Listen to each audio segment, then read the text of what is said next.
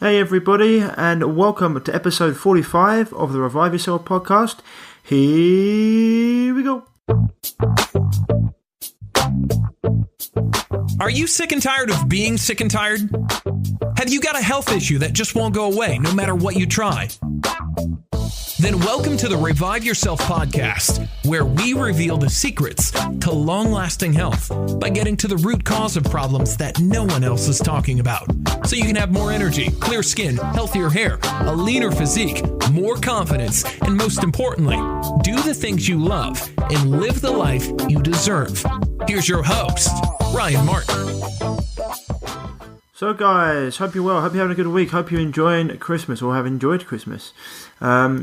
Yes, well, just want to say, got quite a few messages through the winter period. Got quite a few guys that have all been booked in as well. That's starting in January. Everyone's looking at it. Some people with chronic issues have been starting right away, but other people looking to increase their health, going through problems. They want to get Christmas out of the way, and we've got lots of people join our programs, which has been awesome.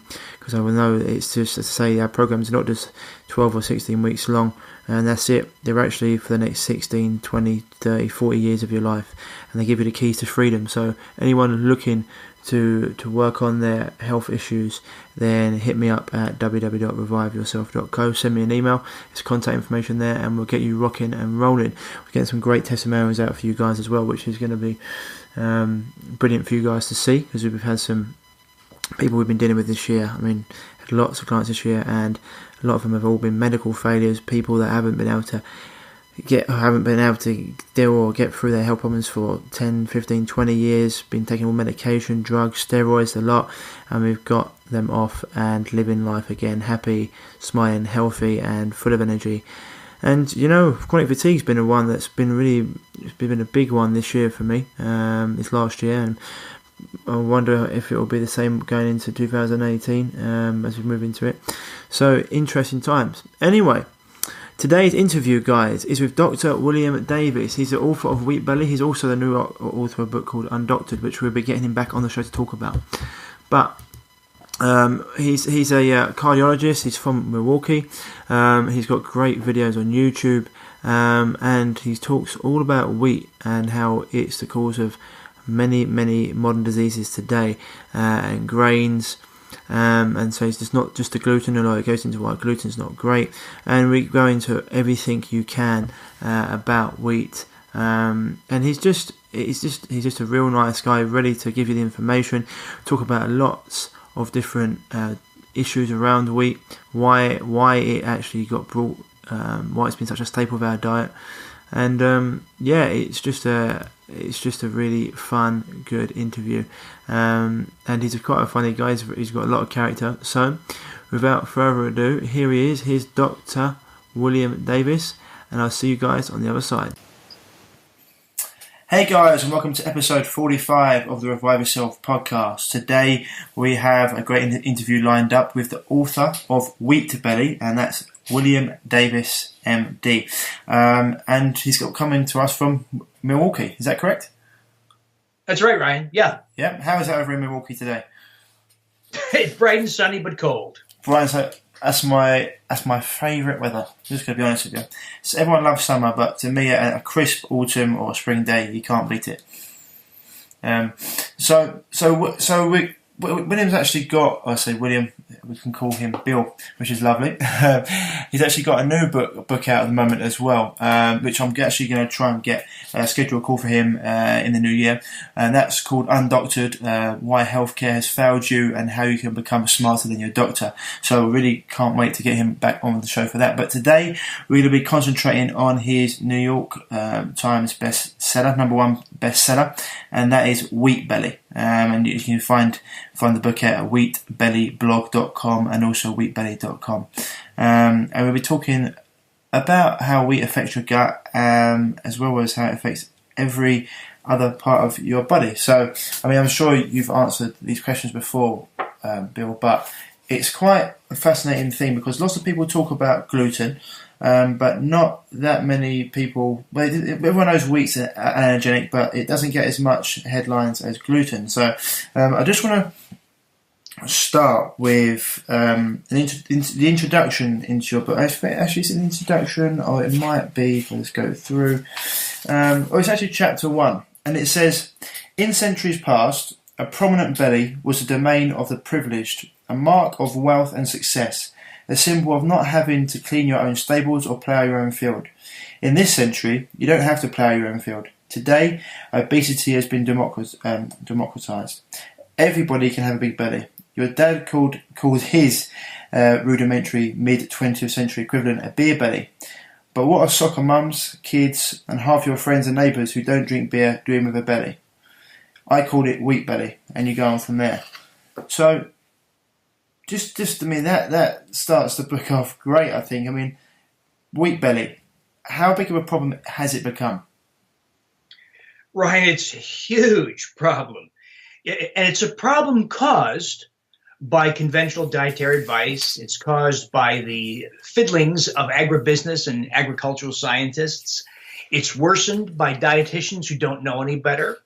It's aided and abetted by physicians who have virtually no understanding whatsoever of nutrition because they're focused too much on dispensing prescriptions and procedures. And so we have this huge void in nutritional wisdom, and it allows crazies to emerge, like the vegetarians and vegans and people who think low fat is the way to go.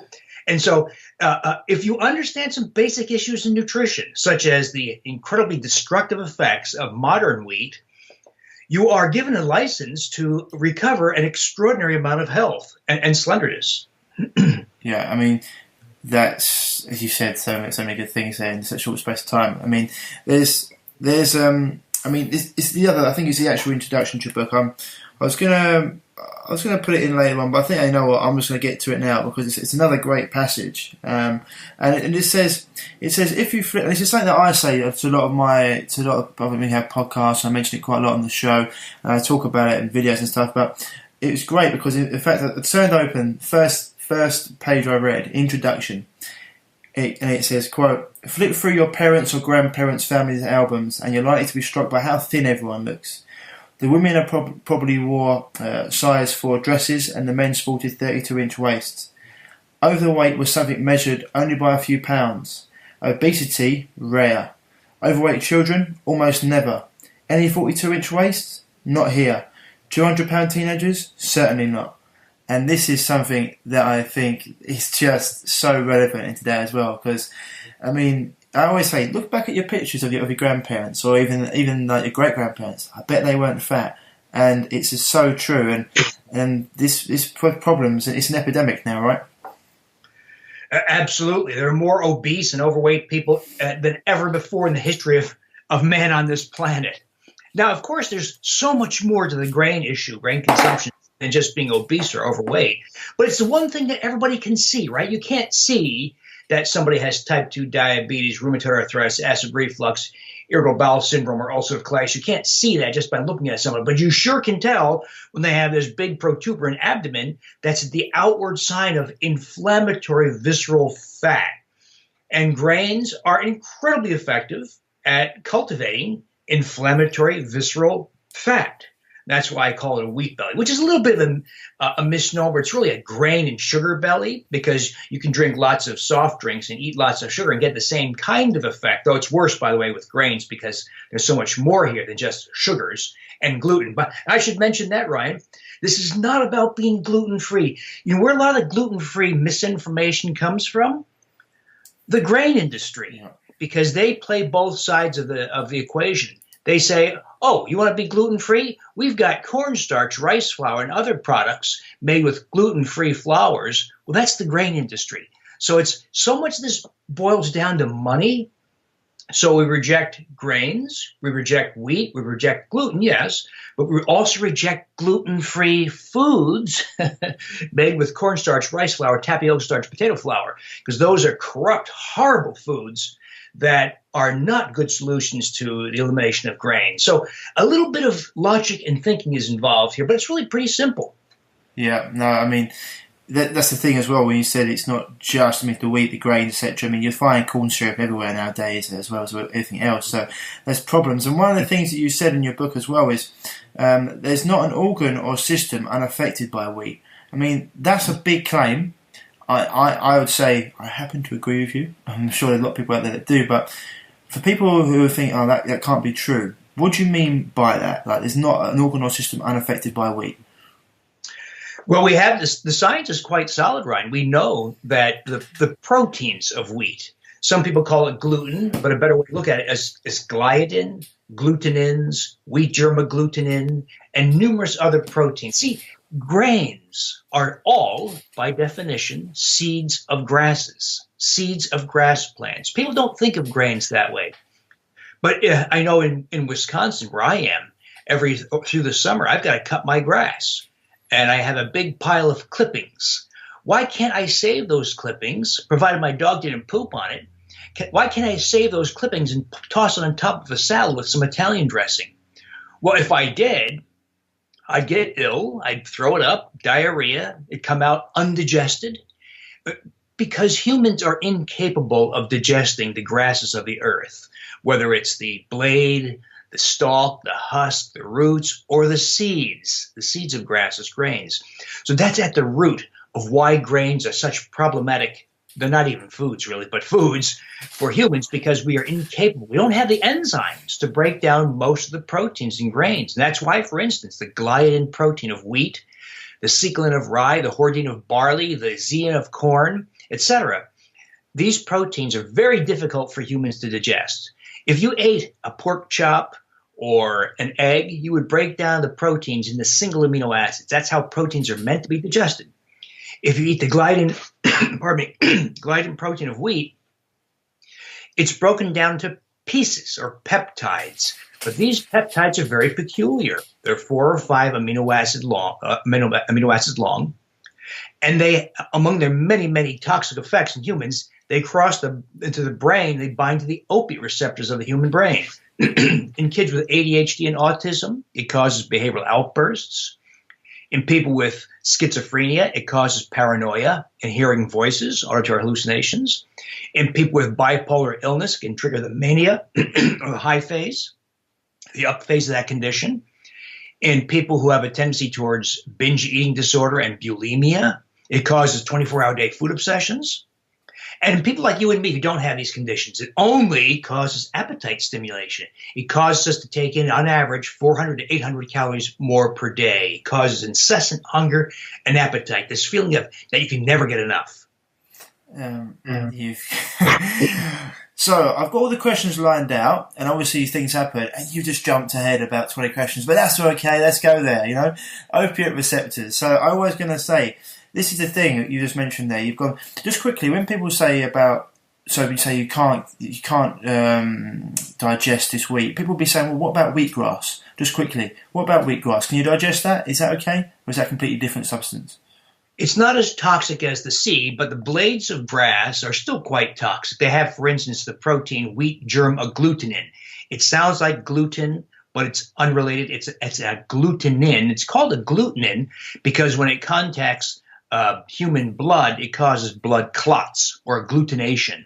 It's a very potent blood clotting agent, by the way.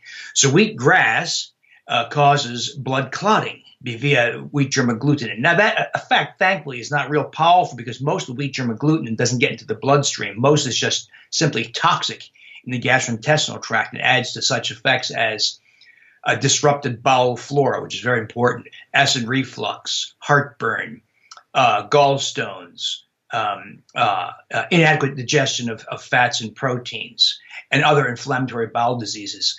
But wheat germ agglutinin is quite toxic. It has nothing to do with gluten, but it's in wheat grass. So these people that are getting having their wheatgrass shots, etc., you'd say avoid that? Absolutely, because humans simply are incapable of digesting the components of grasses. Okay. And this, everyone's heard these stories about wartime when there's no food. This happened in London during the blitzes of World War II, where there was no food, and people would resort to eating bark off trees, leaves off trees, and grass. And they got very sick. You cannot digest these things. They are simply not meant for human consumption. And that's why it took, only till recently, humans never consumed grasses or seeds of grasses because they are not intuitively food.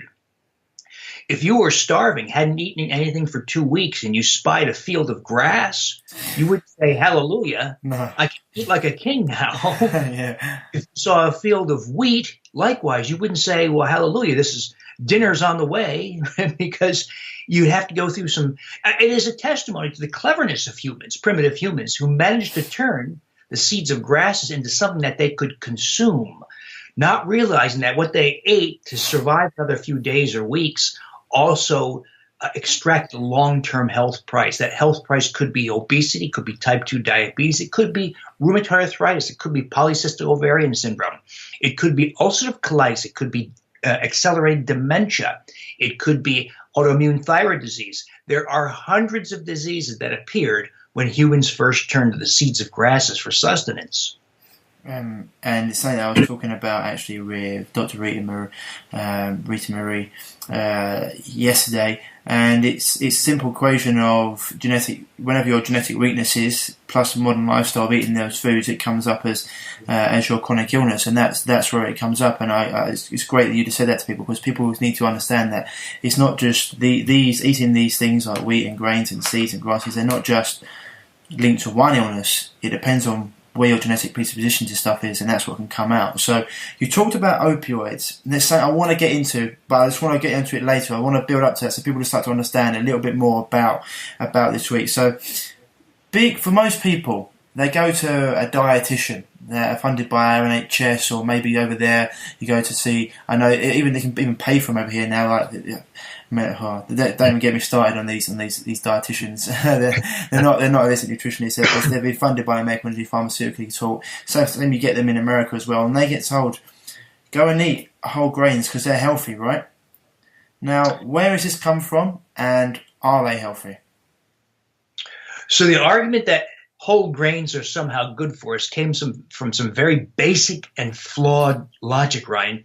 So you may recall that there are studies, a lot of them from the U.S., like the Nurses' Health Study and the Physicians' Health Study. These are very large studies where they did this. They asked people, just a simple questionnaire, how much white flour products do you eat in the average day? They total up over several days. And then how much whole grains do you eat over several days? And then they watch these people for 10 years, 12 years, and see who has more colon cancer, heart disease, dementia, and type 2 diabetes. And what they found is that people who ate more whole grains had less diabetes, heart disease, colon cancer, etc. And they conclude by that lots of whole grains are therefore good for you. Well, the analogy I use to illustrate the fallacy of that logic is, what if I took something bad for you? Unfiltered high tar cigarettes, and I replaced them with something less harmful, filtered low tar cigarettes. And there was an apparent reduction in colon cancer and heart disease. Should we therefore conclude that smoking lots of filtered low tar cigarettes are therefore good for health? It sounds silly when I put it in those terms, but that's what they did. What they should have done was, okay, we have less harmful effects when we replace white flour products with whole grains. What if we eliminate all grains, whole and white? They didn't do that. Although those studies have been done, Ryan, those studies have been done. It tells us that type 2 diabetes in many people goes away, reverses, or at least the hemoglobin A1C measure of blood sugar drops. Rheumatoid arthritis goes into remission. Inflammatory diseases, visceral fat, inflammatory, start to reverse.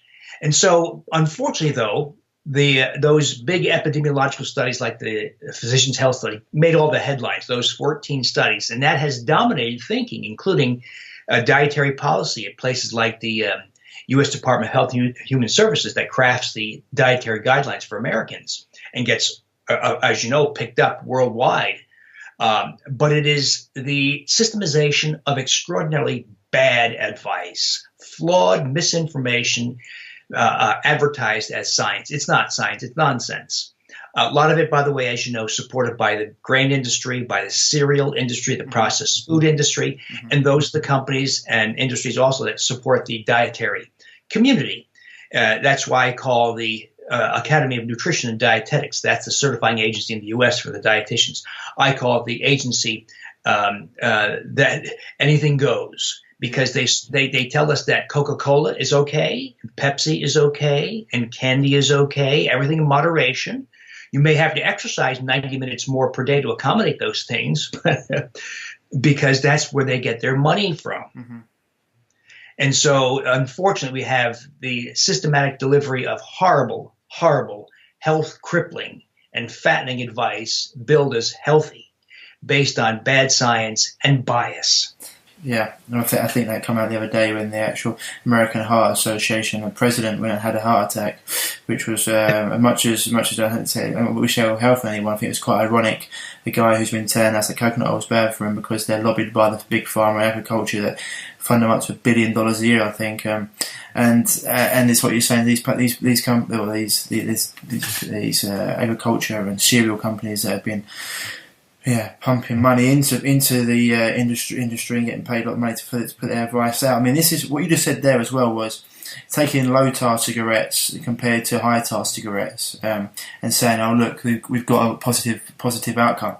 It's like when people say, "Well, look, I'm still here," or "It hasn't killed me."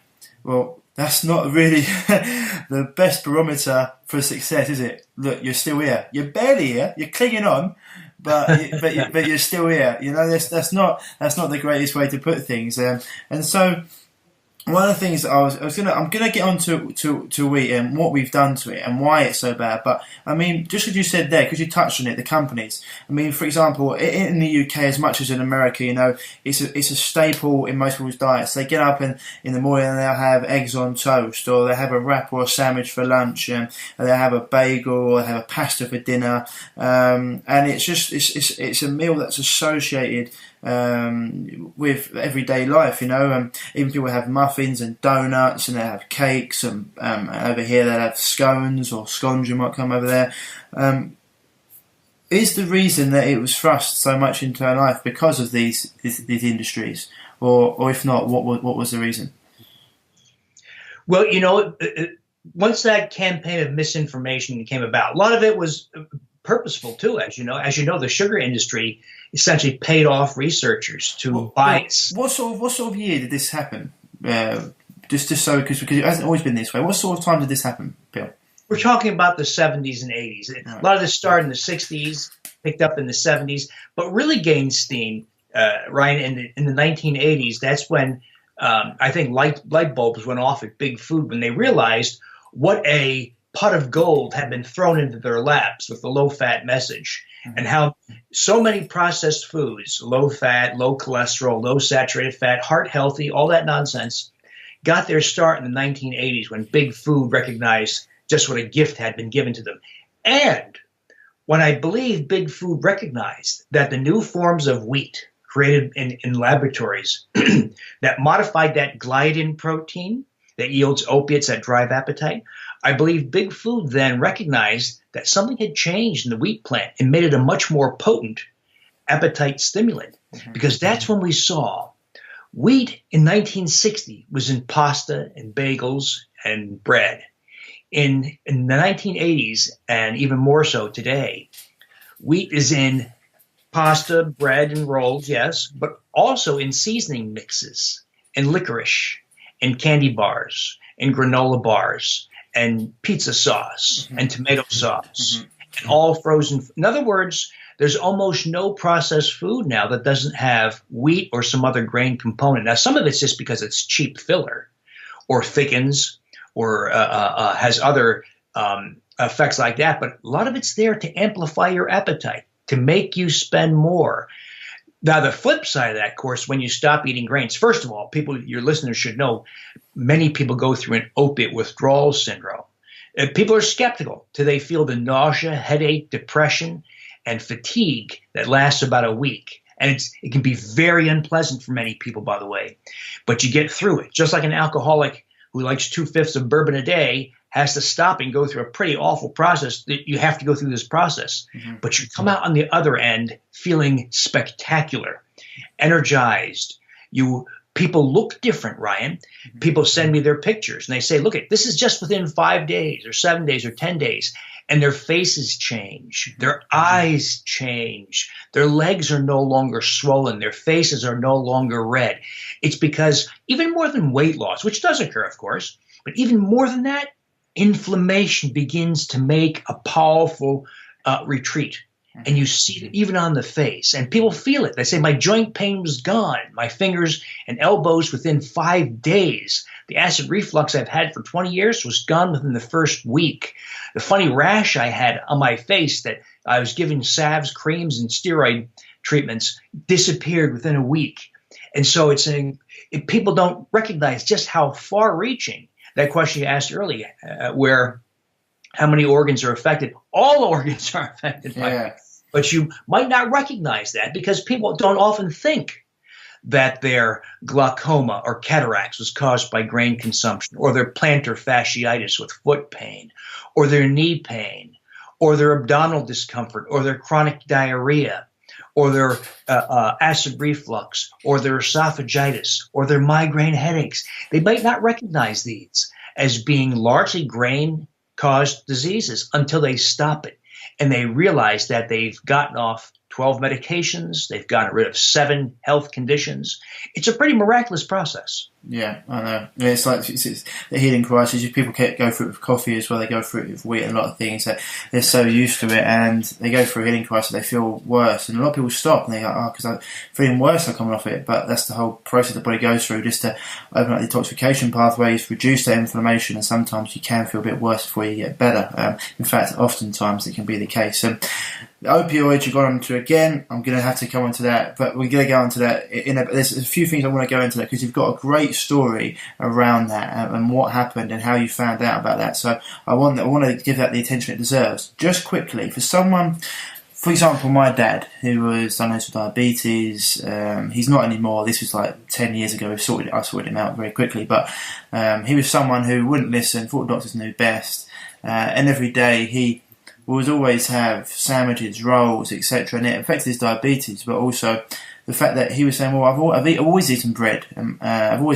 but what's the difference between him eating bread 40 years ago, or wheat 40 years ago, to the wheat that we're having now? I mean, I know in America you've got a few more things going on in terms of maybe Monsanto and Clearfield wheat best practices I've heard you talk about, or clarified wheat best practices that you can go on about, but what's different to today's wheat from when it used to be Emma? Yeah. Well, let me make something really clear, Ryan. That is, we always have to be mindful of using clear logic because we don't want to fall in the same traps that the dietary world falls into. Okay. For instance, replacing something bad with something less bad. Same thing here. Ancient grains, like the einkorn wheat that is the ancestor of wheat, is less harmful. So the modern changes introduced into wheat made it more harmful, but it doesn't mean the old stuff is harmed less. It just means it's less harmful. Okay. And as a quick aside, when humans first turned to the seeds of grasses, which happened about 10,000 years ago, it happened with einkorn wheat in the Fertile Crescent, the Middle East. It happened with millet in sub-Saharan Africa, rice in the swamps of Southeast Asia, and maize and teosinte in Central America. So more or less simultaneously, for unclear reasons on different continents, humans began to consume the seeds of grasses. What happened to those first groups of humans? Hunters, gatherers, people living out in the wild, right? What happened to them? There was an explosion in tooth decay. Before consumption of grasses, only 1 to 3% of all teeth showed decay. When we added grains to the diet, tooth decay, abscess, tooth loss, etc., jumped to 16 to 49% of all teeth lost. Men shrunk by 5 inches. Women shrunk by 3 inches. That only lasted a few centuries, though. There was an explosion in bone diseases. Knee arthritis doubled. Iron deficiency became rampant. And in other words, even consumption of ancient grains caused a health price to be paid. Now, fast forward to our modern age. In the 1960s, there was a noble, not an evil effort a noble effort to increase the yield per acre of grains. A lot of this occurred in Mexico, where a lot of the research is being funded by the U.S. government, Mexican government, other agencies. And they wanted to create strains of wheat, corn, and soy that yielded more per acre. Many thousands of experiments. This is prior to the age of genetic modification, by the way, genetic engineering. Mm-hmm. So they used methods like mating different strains of wheat from around the world, mating wheat with wild grasses, because wheat is a wild grass too, and methods like chemical mutagenesis. This is the purposeful induction of mutations using toxic chemicals. The problem with that is, unlike a genetic modification where you simply insert a gene, in chemical mutagenesis, you provoke dozens of mutations. But as long as it produces the kind of flour you need for baking, you don't care about those other mutations. And so that's the kind of flour that hit store shelves about in the mid-1980s. So that wheat is a modern, what's called a high-yield semi-dwarf strain of wheat. It stands about 18 inches tall, not the 4.5-foot tall fields everyone remembers. It's short, it's thick, the stalk is very thick, the seeds are very large, the seed has very long, so it looks completely different because it is completely different, and that includes changes in the proteins. A lot of the proteins also were amplified in content because farmers often chose strains of wheat that had better pest resistance. You know, if you're a farmer and your 100 acres of wheat got devastated by a mold or a fungus, you're going to pick strains that have higher pest-resistant properties. And so two common pest-resistant proteins are wheat germ agglutinin and phytates. And so farmers selected strains of wheat over the years, as did agribusiness scientists, that had higher levels of wheat germ agglutinin and phytates. Well, those are toxic to humans. They're very toxic. Right. Wheat germ agglutinin causes gallstones. It changes bowel flora. It contributes to ulcerative colitis, Crohn's disease, celiac disease, irritable bowel syndrome. It's very inflammatory. The small quantity that penetrates into the bloodstream is highly inflammatory and amplifies autoimmune diseases, inflammatory diseases, skin diseases. The phytates are the component that bind minerals in your intestinal tract. It binds almost all the calcium and almost all the iron, zinc, and magnesium. That's why people who consume a lot of grains often have iron deficiency anemia, even if they're not losing iron by bleeding loss. So I've seen many cases, for instance, of very severe iron deficiency anemia, mostly women, oddly, who need periodic blood transfusions, iron injections. They're chronically tired and breathless and cold because they have low hemoglobins. They're anemic. And this goes on for years. Bone marrow biopsies. Take the wheat out of their diet, they have normal blood hemoglobin within 2 weeks of stopping all grains. That's how powerful those phytates can be. And those have been enriched by scientists and agribusiness and farmers. So wheat has become a perfectly crafted toxic component of the human diet. That's it's a great, perfectly toxic. And now you've got Monsanto adding all their they're putting their pennies worth in, I should say. So you touched on it there about how much it can influence and affect the gut, especially nowadays. And in chapter 6 of your book, Hello Intestine, It's Me, Wheat and Celiac Disease. So I deal with a lot of people who've got gut issues. A lot of people come into chronic gut issues, whether it be IBS, celiac disease, Crohn's, all sorts of gut issues. Other people just got constipation, bad diarrhea. And one of the things a lot of people say is, well, why have I got it now? I didn't have it for years and years, and all of a sudden I've got it now. And now you've got a passage in the book that I want to read, and it says, celiac disease is also on the rise, increasing fourfold over the past 50 years. A fact that, I believe, reflects the changes that wheat itself has undergone. Not having celiac disease at age 25 does not mean you cannot develop it at age 45, and it's increasingly showing itself in a variety of new ways besides disruption of intestinal function. So even if you have happy intestinal health and can match success stories of regulatory with your grandmother, you can't be sure that some other body system is not being affected in a celiac-like way. Now, I think that's a powerful paragraph. People to understand that this, I always liken it to, people say, well, why now? I say, well, you keep on blowing up a balloon. One day, it's going to eventually burst. And your body can only take so much of what you're putting it through. So just for people out there, when it comes to colitis and celiac disease, how much does wheat play a role? A huge role. Now, sometimes, in many people, right, it doesn't end at wheat consumption. So people consume wheat and other grains and sugars, and they get prescribed antibiotics for a variety of reasons. They get herbicide and pesticide exposures in their food. They drink chlorinated water. They're exposed to BPA and plastics. In other words, we swim in a sea of food and other factors that disrupt bowel flora.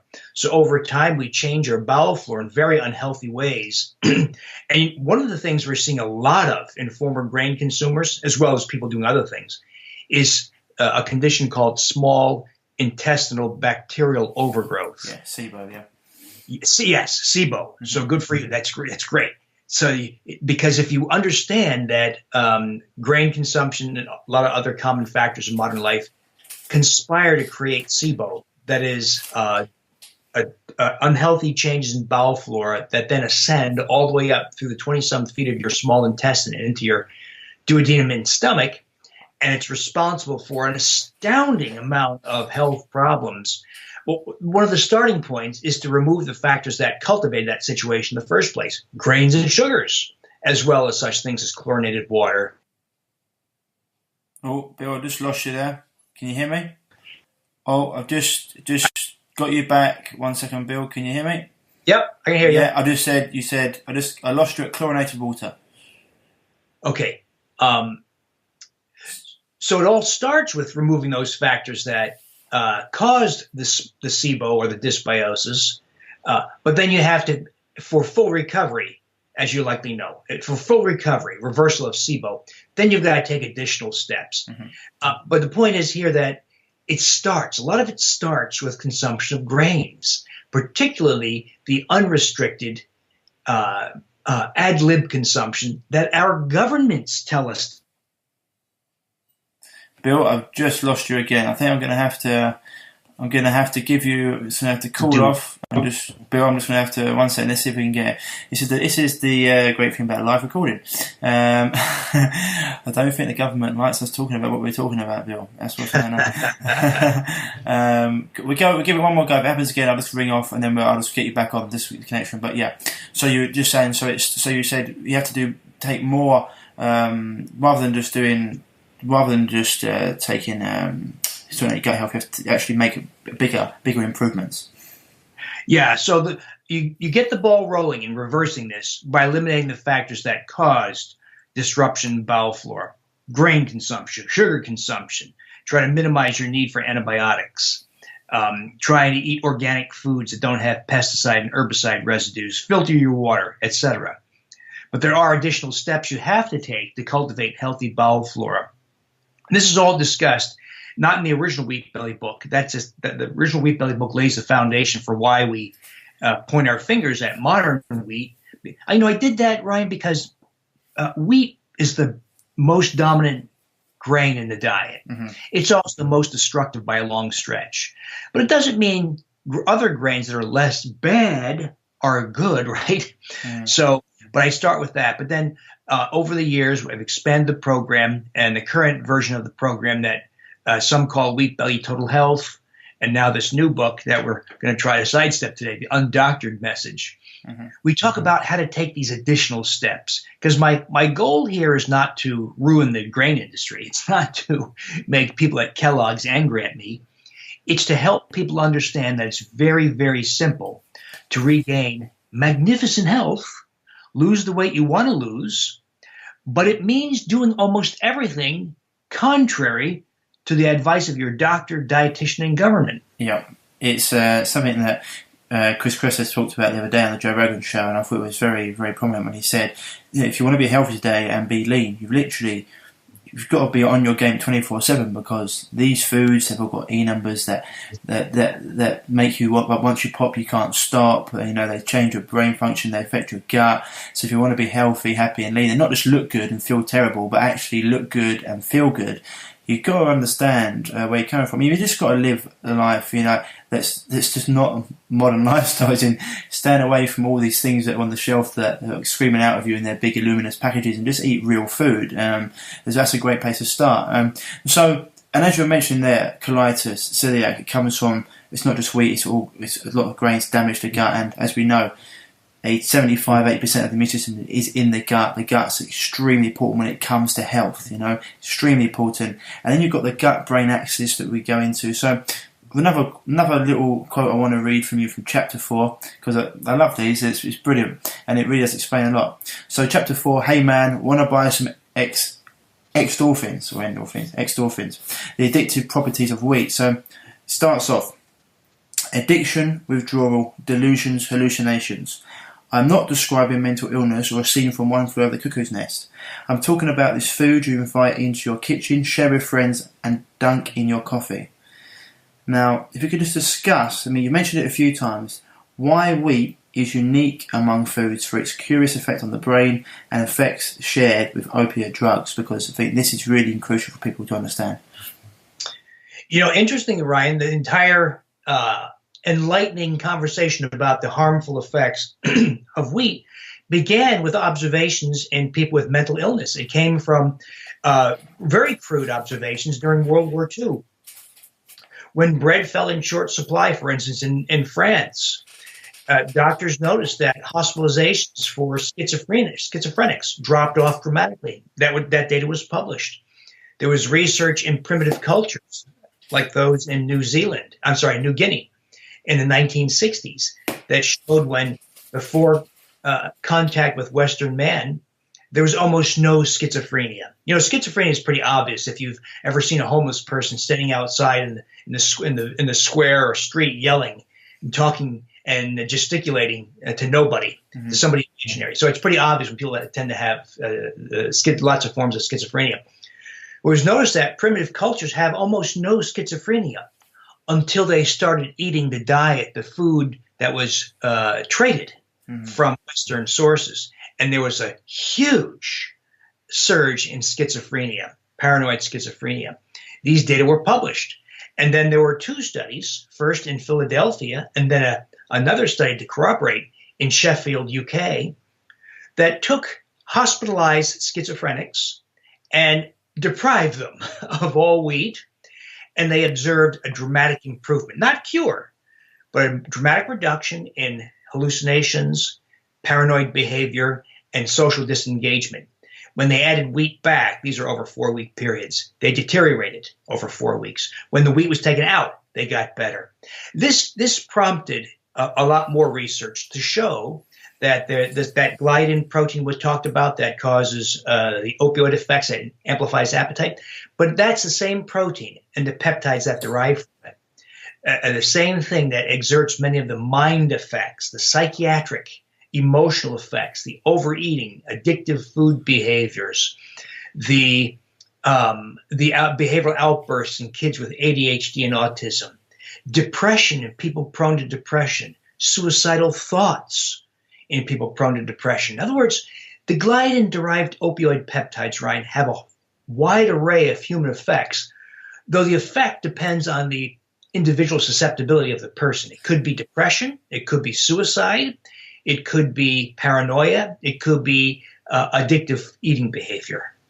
For someone who's got not Alzheimer's, but Alzheimer's as well, but someone who's kids out there who, especially I know it's prevalent in the US, for a kid who's got autism or an issue like that, does wheat exaggerate those symptoms? So we have to be clear. Parents sometimes get angry saying, are you saying that wheat causes autism? No, of course not. No. It just makes it worse. Mm-hmm. Just like sugar can amplify some of the behavioral outbursts and abbreviate attention span. So the amylopectin A of grains, that's the carbohydrate of grains, it's highly digestible and worse than table sugar, in its capacity to raise blood sugar. It's the other effects, gliadin-derived opioid peptides and other effects that simply make a lot of the phenomena associated with autism or ADHD, it makes it worse. So if you take your child off all grains, and sugars preferably, it doesn't mean your child will be cured. It just means their behavior and learning capacity will be improved. Mm-hmm. Okay. But that in itself, of course, is important. Oh, hugely important. I mean, once again, it goes into everything with the toxic body, taking away inflammation, healing the seed in the gut. And it's one of the things you said there. And you've actually got in the back of your book, which is 2 slices of whole wheat bread can increase blood sugar more than 2 tablespoons of pure cane sugar. I mean, most people will be there, what? How is that possible?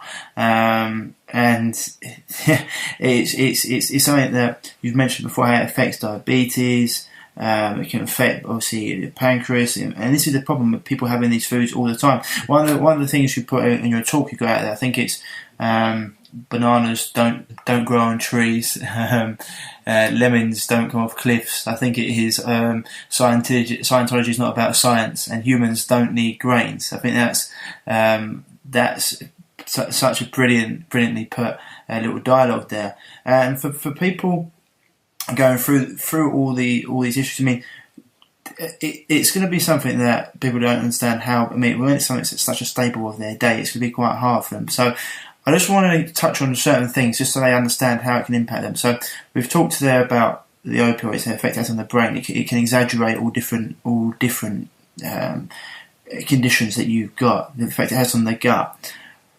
You've mentioned also it can affect your skin, such as psoriasis, eczema, acne, chronic inflammation. Is this once again because of the effect it has on the gut, or is it something else to play here?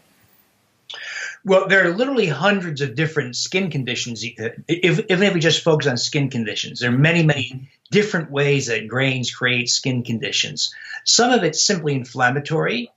Some of it's autoimmune. That is, it tricks your immune system into attacking some component of the skin. Sometimes it's allergic. And sometimes it's indirect by way of SIBO. That's a very common way, by the way. Grain consumption that over the years changes bowel flora and inflames the gastrointestinal tract, and over time it allows the ascending dysbiosis of SIBO, and that's active, for instance, in people with psoriasis. So if anybody has psoriasis, they'll often say this to me: I did the wheat belly thing, no grains, and my psoriasis got 60%, maybe 70% better, but it's not gone. Next step, treat your SIBO. And then more and more people have 100% relief within a few weeks of doing that. And by the way, it's very easy. Something you need to do on your own. We're having growing. So we haven't gotten there yet, but one of the great disappointments I have is in my colleagues in the medical system who don't think about diet, or they just take the standard line of cut your fat, cholesterol, and eat more healthy whole grains, which is incredibly destructive advice. So the doctors have failed us. The medical system has failed us. They're quick to prescribe costly and toxic medications like statin drugs and hospital procedures, but are essentially useless for information on how to empower health. So I've given up on hoping my colleagues will come around. Some do, of course, and I'm grateful for that. But the vast majority of conventional thinking primary care doctors, gastroenterologists, cardiologists, etc., are absolutely useless when it comes to empowering the everyday person in health. The tragedy is that the amount of health that come from things like your podcast and online conversations, etc., is huge now. We are gaining momentum at an unprecedented rate and providing people with information, and people are achieving, this becomes more of an undoctored conversation, so forgive me, but people are achieving health that is dramatically superior to the health that people obtain from the doctor. Mm-hmm. You know, if you go to the doctor for type 2 diabetes, he's more than willing to write you some prescriptions for injectable drugs, oral drugs, insulin, Toujeo, etc. But you can become non-diabetic. I was diabetic 25 years ago, type 2 diabetic. I don't have it anymore, and my blood sugar values are perfect with nothing. That is no drugs. I've seen that happen now in thousands and thousands of people, former type 2 diabetics who've added 8 years to their lives, are slender and healthy, don't need all the associated drugs like blood pressure drugs and cholesterol drugs and high triglyceride drugs. They take nothing, just follow a simple set of natural strategies. Why didn't the doctor tell them how to do that? Because that's not their business. They're in the business of dispensing revenue-generating medications and procedures. Mm-hmm. So to me, the medical system has failed us, and I'm trying to find ways for people to opt out yet be healthier. Yeah. No, it's something we talk about on here. Like, a lot of doctors, they're not bad people that's been taught the medical industry. And when it comes to, I say to people all the time, if I get in a car crash or something like that, then yeah, I'm not going to go for acupuncture. I'm glad that they've got that there. The car crash stuff, it's phenomenal. When it comes to chronic illness, they really have got no idea, really, except for dispensing drugs that makes the body more toxic and just pushes it into...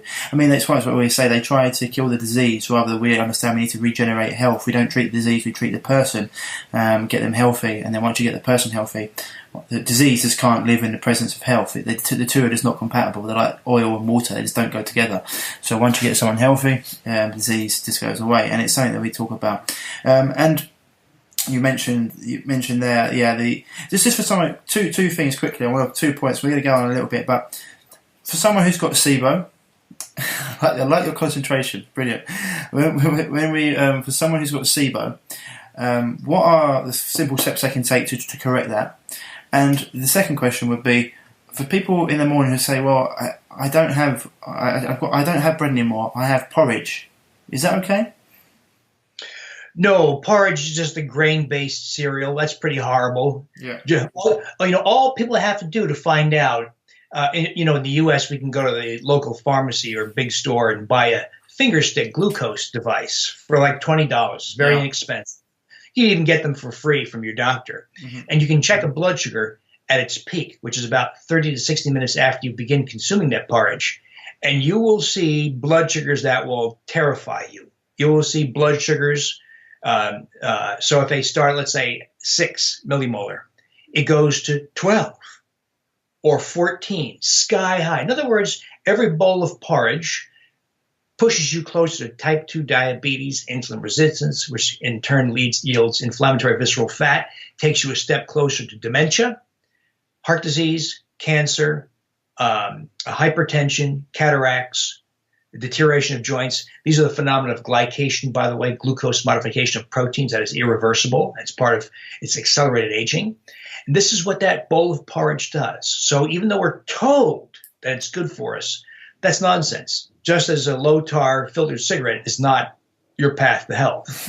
Yeah, cool. And just the first question, for someone who's going through SIBO, what are the simple little tips you can give them to get through that? Well, so there are several ways to identify whether this is true or not. But I'll tell you, your listeners should know about a very simple thing, because the diagnosing SIBO involves something called hydrogen breath testing that you or your doctor can perform. Sometimes involves an endoscopy, which of course you need a gastroenterologist. But you know what? Here's how to know if you have SIBO. So in the Wheat Belly program, we start people to recultivate healthy bowel flora on a high-potency multi-species probiotic, as well as some fermented foods, lactate fermented foods, fermented vegetables, yogurt, kefir, etc. And then we have to feed. It's just like a garden. You have to feed those microorganisms. And they like to eat what are called prebiotic fibers. Some people call them resistant starches. And so if you have bowel flora in your colon, if you ingest a prebiotic fiber indigestible by humans but digestible by bowel flora, it should take 8, 10, 12, 14 hours to generate any kind of symptoms like gas, because that's how far down bowel flora are in the colon. Well, a lot of people develop gas, abdominal pain, diarrhea within minutes, within the first hour of consuming those prebiotic fibers. It doesn't mean there's something wrong with prebiotic fibers. It means that the microorganisms are way up high in your stomach or duodenum or jejunum. And that's a very good, I call it the prebiotic fiber test.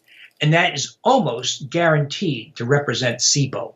So if you have that, I think it would be very reasonable to treat the SIBO. Now, that's a whole other conversation, of course. How do you reverse this essentially infection of the entire gastrointestinal tract? It's easy. And you can even do it without your doctor if you're confident enough that you have this. Another reason to suspect SIBO is if you have conditions that are highly associated with SIBO. There was a recent study from Dr. Pimentel out of Mount Sinai, New York, that showed that of the people who had fibromyalgia, 100%, Ryan, 100% had SIBO severely. Mm-hmm. So fibromyalgia is essentially, that's huge. Yeah, it's essentially the same thing as SIBO. Irritable bowel syndrome, IBS, is probably just another name for SIBO, because so many people with IBS, one, respond to antibiotics, and almost all of them have SIBO. Psoriasis, highly associated with SIBO. Restless leg syndrome, highly associated with SIBO. Autoimmune conditions, highly associated with SIBO. So I find that so many more people than we ever thought have SIBO. But if you recognize it, particularly by that, what I call the prebiotic fiber test, you have the means for even further gains in health. It's a little complicated, it scares some people off. But if you kind of get it and you manage it, you have the key to yet even better and higher levels of health and slenderness too, by the way. And you said in your book, your new book, you've got the protocols for SIBO? This is added in a website. I have a website called the Undoctored Inner Circle, because it's more, the Undoctored starts the conversation. It shows how we collaborate online, how we employ these basic tools in our programs, how to track things, what lab tests you might want to consider, the supplements you add. But then we take it even further in the Undoctored Inner Circle. And I should mention that's a subscription, paid membership website, because the kind of attention requires much more. There's a lot of video. We have online meetings, video meetings with some regularity where we actually talk to each other. I can talk to somebody in London or in Melbourne or San Francisco, and we talk about your issues and we ask questions. And we're collaborating, Ryan, and helping each other become healthier. They learn from me, I learn from them. Yeah. And one of the things we're seeing now it's happening is people are managing their own SIBO, treating their own SIBO, because they go to the doctor and doctor says, I have no idea what you're talking about. That's stupid. I'll send you to a gastroenterologist. The gastroenterologist does an upper endoscopy and a colonoscopy, says, good news, you don't have cancer. Goodbye. Yeah. And the patient says, well, I don't understand. I still have diarrhea and abdominal pain, and I don't feel good. And the doctor says, well, here, take this acid reflux drug and this antispasmodic. Now, as you point out, never addressing the real cause, not even lifting a finger to identify SIBO, which impairs health and leads to colon cancer, by the way, as well as diverticular disease and mental and emotional problems. So it's very important to recognize if you have this and correct it. So that we explore in more detail, because it's more complicated in the in the Undoctored Inner Circle. Yeah, and it's something that I myself, like you have dealt with it, and just for a lot of people out there. I mean, there's certain things that we talk about just in general, taking out wheat, gluten, caffeine, pasteurized dairy, sugar, reducing overall stress levels, clean water, taking away toxic chemicals, moving your hair. So everything that we talk about in general, always going to improve your health. And there's certain things we need to do around that. And I'm sure if you go to William's website, give you the help as well there for SIBO, as would we. But these are things. These are like the foundational principles. I think it was someone else you talking about there about SIBO. I think it was two guys. Studies show that H. pylori was actually the main cause of ulcers in the gut. They did a study and everyone laughed them out of the lecture hall. I think it was about 10 years ago. So one of them actually ingested the H. pylori infection, and would you know, he developed an ulcer of the gut, and he had to go through the whole process of healing himself. But people don't realise that these strains, parasites, protozoa, bacteria, how much they actually affect our health, and it's huge. I know you've got to go in a minute, but we've almost taken up all your time. There was something I just wanted to talk about in terms of two things really. One was we've mentioned gluten a little bit, and you always talk about the difference that gluten's got two different molecules, and that's an issue and why it is. But we can go into that another time. But you talk about it's not just the gluten, it's the wheat. But for someone who's trying to live a wheat-free life, and it's breaking the conventional mould, because most people are eating it, is it hard, and where do you start? I mean, in one of your chapters of your book, there's got another one. I think you say, I gained someone, I think it's a quote unquote, I gained 30 pounds from just one cookie. Now, why would that be? You know, and is living a wheat-free life hard? So no one actually or literally gains 30 pounds. Yeah, I know, yeah. Okay, of course. Yeah. What I mean by that, though, is so people who are grain-free are miraculously freed of appetite. People forget to eat dinner. People have a nice, healthy breakfast, maybe 3 eggs and bacon or whatever, sausage, and then forget to eat lunch or skip it because they're not interested. And then maybe have a light dinner. Hunger even feels different. So hunger is a soft reminder that you might eat something every 6 to 8 hours, as opposed to the incessant must have something every 2 hours of the grain consumer. The problem is, if that grain-free person maybe is at a party or an office party or birthday party, whatever, and they say, I'll have one cookie, I've been good. I'll be extra good tomorrow and exercise or whatever. They have that one cookie or hors d'oeuvre or appetizer that contains grains. They set in motion an insatiable return of that appetite, and many people find they can't stop.